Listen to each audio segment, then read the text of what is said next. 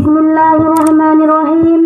Bismillahirrahmanirrahim. Assalamualaikum warahmatullahi wabarakatuh. Waalaikumsalam warahmatullahi wabarakatuh. Alhamdulillahilladzi syahru Ramadan alladzi unzila fihi al-Qur'an hudan lin-nasi wa bayyinatin minal huda wal furqan.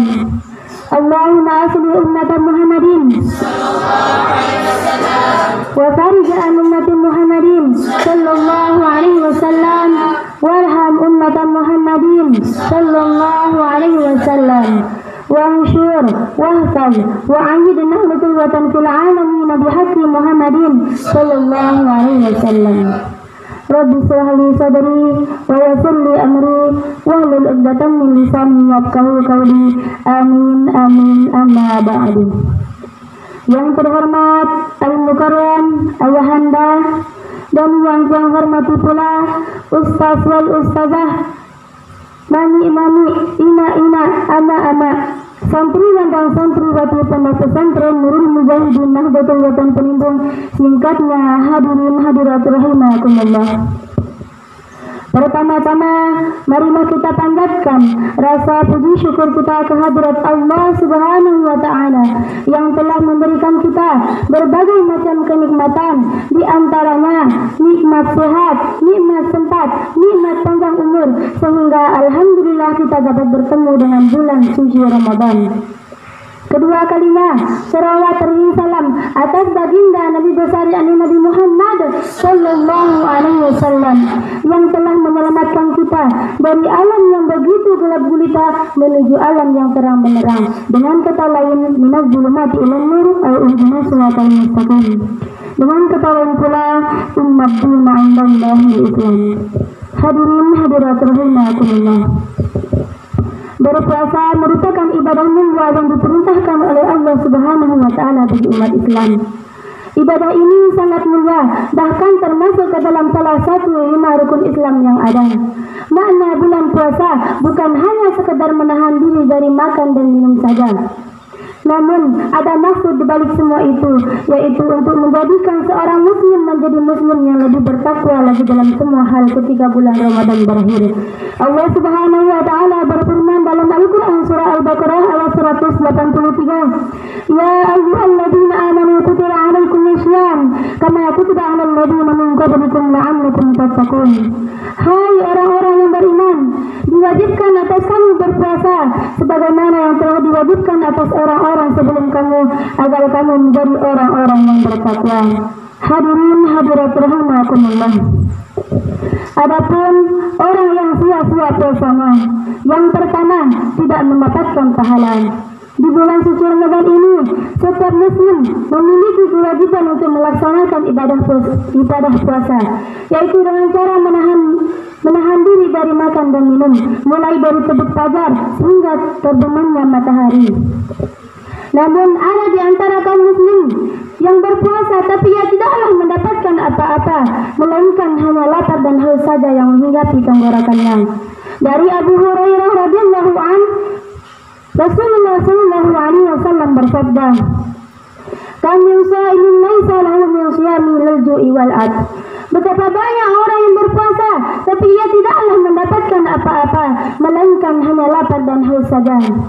Dalil tersebut seharusnya menjadi peringatan kita agar meneliti hari-hari Ramadan kita, agar tidak termasuk ke dalam golongan orang-orang yang rugi atau golongan orang-orang yang celaka dalam arti berpuasa tanpa pahala. Berpuasa tanpa pahala. Na'udzubillah min dzalik. Hadirin hadirat rahimakumullah. Kemudian yang kedua, berkata keji dan berbuat buruk. Inilah perkataan yang membuat puasa seorang menjadi sia-sia, hanya merasakan lapar dan haus saja. Dari Abu Hurairah radhiyallahu an, bahwa Rasulullah sallallahu alaihi wasallam bersabda, "Lam yada'a qawla az-zuri wal 'amala bih, falaysa lillahi hajatun fi an yada'a ta'amahu wa syarabahu." Barang siapa yang tidak menahan perkataan keji dan berbuat buruk di dalamnya, maka Allah Subhanahu wa Ta'ala tidak butuh orang itu menahan makan dan laparnya. Mereka dalam hal ini berpuasa tapi tidak bisa menundukkan hawa nafsu dan emosinya.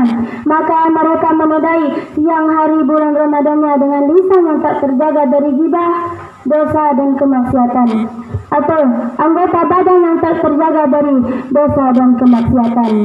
Betapa banyak orang yang masih melakukan hal seperti itu, begitu mudahnya mengeluarkan kata-kata bohong dan berbuat maksiat. Hadirin hadirat rahimakumullah. Dari Abu Hurairah radhiyallahu anhu, Rasulullah sallallahu alaihi wasallam bersabda, "Laisa siyamu minal akli wasyarabi, innama siyamu minal lagwi warakati." Puasa bukanlah hanya sekedar menahan diri dari makan dan minum saja, akan tetapi puasa adalah menahan diri dari perkataan kotor dan sia-sia. Hadirin hadirat rahimakumullah. Kemudian yang ketiga, melakukan berbagai macam kemaksiatan.